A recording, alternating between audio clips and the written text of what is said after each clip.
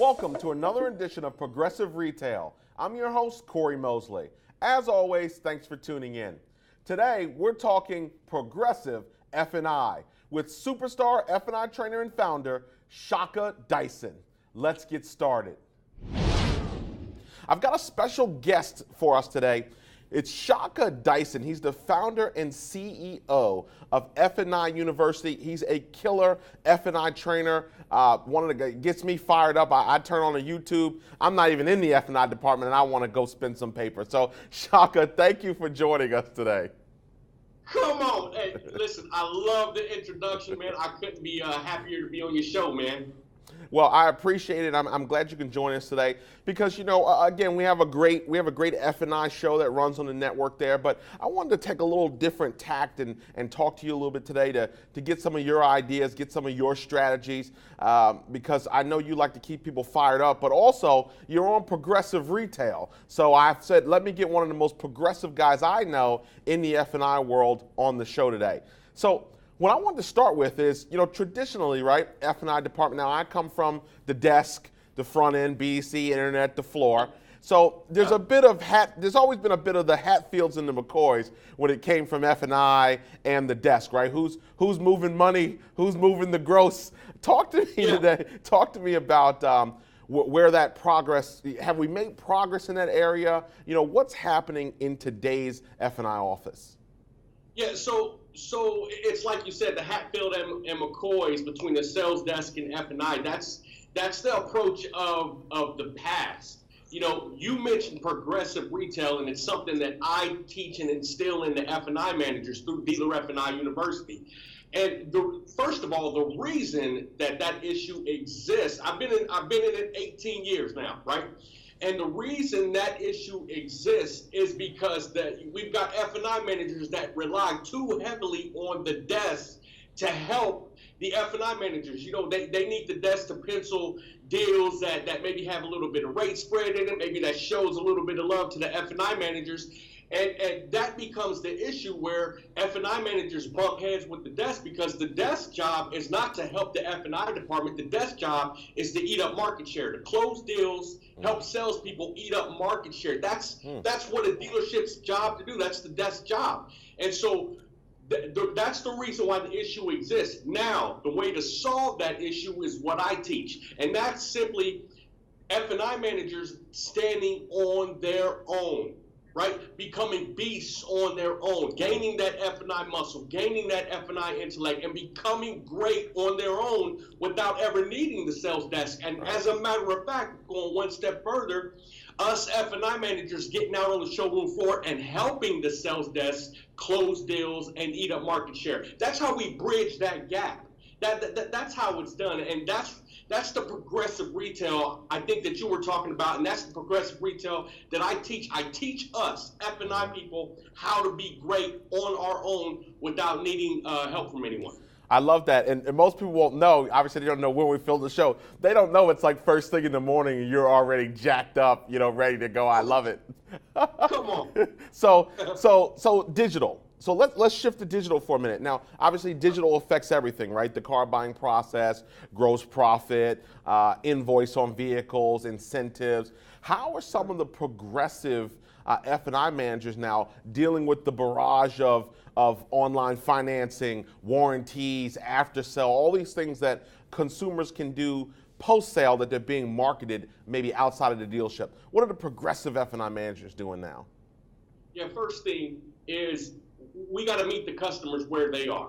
Okay. The yesteryear was, hey, we meet the customers when they walk in our store, when they get back to our F&I department. But now we have to meet the customers where they are. We have to meet the customers online. We have to meet the customers at the sites that they go to get the information, right? We have to meet the customers on their turf, not ours. That's the first thing. That's the first way to get progressive.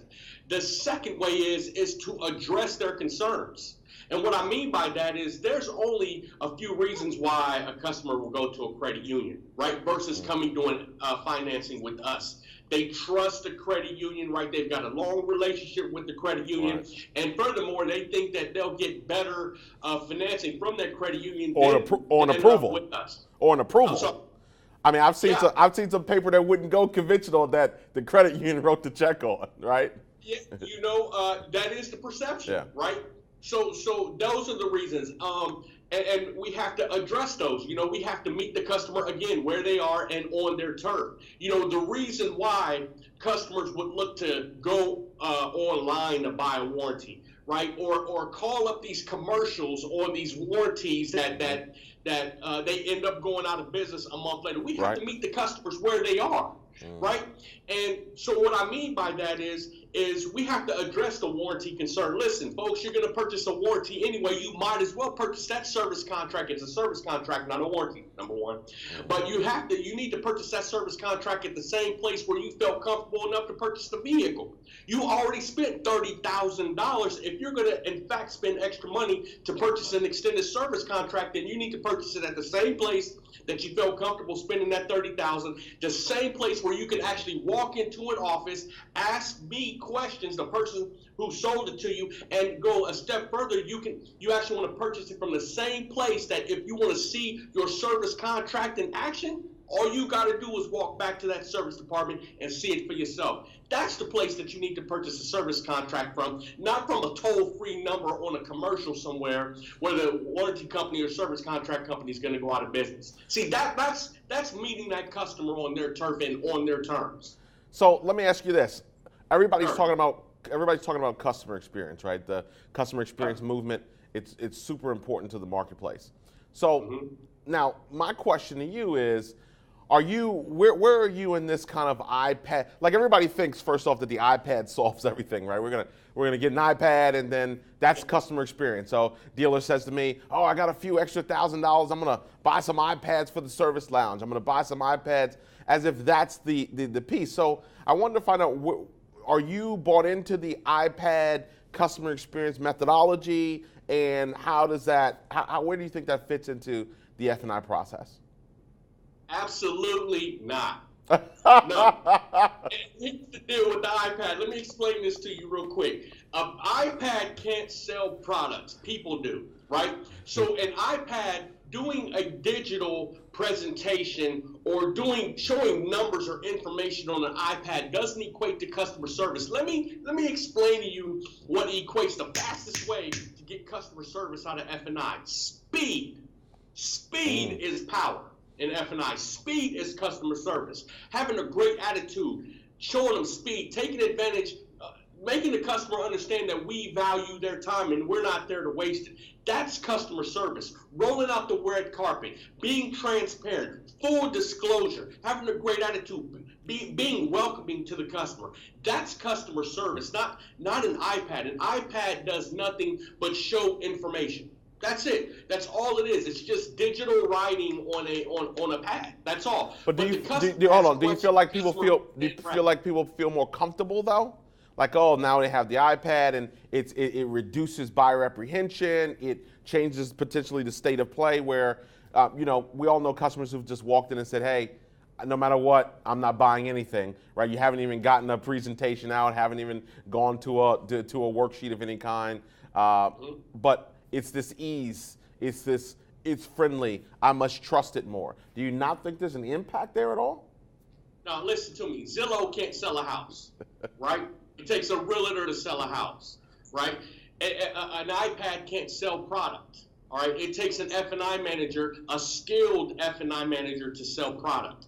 Unfortunately, F&I managers of the past have earned the bad reputation that has caused customers to be leery and look to iPads, or dealers to look to iPads, and customers look to credit unions and 1-800 commercials for warranties. It's the bad reputation that have been earned in the past. But like you said, progressive retail, right? Retail of tomorrow, right? The skill set that's necessary in order to accomplish great goals in the dealership as far as F&I is concerned of tomorrow. And that's gaining that skill set today. Customer service, customer satisfaction is number one. All right, so I think I know the answer to my next question though then. So I wanted to see where you stood on this idea of the single rep, this customer experience, and the other ideology and methodology being that tying the customer to one person, starting with the meet and greet, working the deal, penciling the deal, doing the F&I paperwork, delivering the car. This idea of the methodology that the customer experience can be strengthened by having consumer only deal with one person. No. I said I think you already knew. I already knew where you were going to be on this issue after hearing you. Yeah, listen. This idea has been floating around, right? Take an example. About 2 months ago, Penske had a store out in Phoenix doing this, and he stopped it. He stopped the store from doing it because what's happening is that the salespeople, everybody doing it, the salesperson doing sales and F&I doesn't work because salespeople, as they should, are concentrating on hitting numbers in sales. They're not concentrating on selling F&I product, generating F&I revenue. Think about this, an F&I manager is the most trained manager in the store. And what I mean by that is that when a person gets hired in the F&I, the first thing a dealer wants to do or GM wants to do is send them to school, right? There's no other position that sends a manager to school unless you're a GM. Should be, though. There should be, though. 1,000%. Okay. 100,000,000% agreed. However, as it is right now, it's the F&I department. We have so many standards that we have to abide by. We are the most micro-reported department in a dealership. So being skilled in F&I is unique, number one, and is ultra important. We are the revenue department. We are the most profitable square footage in a dealership. 71 pennies of every dollar goes to the net in the dealership in F&I. So having a salesman do the entire process isn't going to equate to revenue. It's not going to equate to anything except for units, except for sales. As a matter of fact, the dealer group that I worked for, where I ran the F&I department for 34 dealerships across 5 states, we bought 2 dealerships in Orlando that practiced that same practice. And the reason being is because they had no revenue. They were always in the red on their financial statements month in and month out because they had no revenue. All right. I ask everybody this question. I want you to look into your crystal ball for me and tell me your opinion on automotive retail, F&I automotive retail within the next 24 months. What predictions do you have for our viewers? In the next 24 months, automotive retail or more specifically F&I? F&I, dealership, F&I, automotive dealership, F&I. Okay, so here's the change. Here's the curve that's going to happen in the next 24 months as far as F&I is concerned. Hopefully, this is what I'm working toward. We are weeding out the bad apples in F&I, and I'm trying to get dealers to understand that we need to focus on hiring salespeople into F&I or new F&I managers, giving new F&I managers opportunities, or making sure that people who have the backgrounds or the resumes or the experience to been in the business, that they acquire the correct skill set, that the skill set that earned and the reputation that was earned in the yesteryear is no longer valid today. It's no longer okay. So I think that the next 24 months, we're going to be weeding out the bad apples and moving in the new school. It's the new school. You teach new school. So it's moving in the new school people with the new school thinking so we can get new school results. Well, that's our show for today. I want to thank F&I University's founder and CEO, Shaka Dyson, for joining us.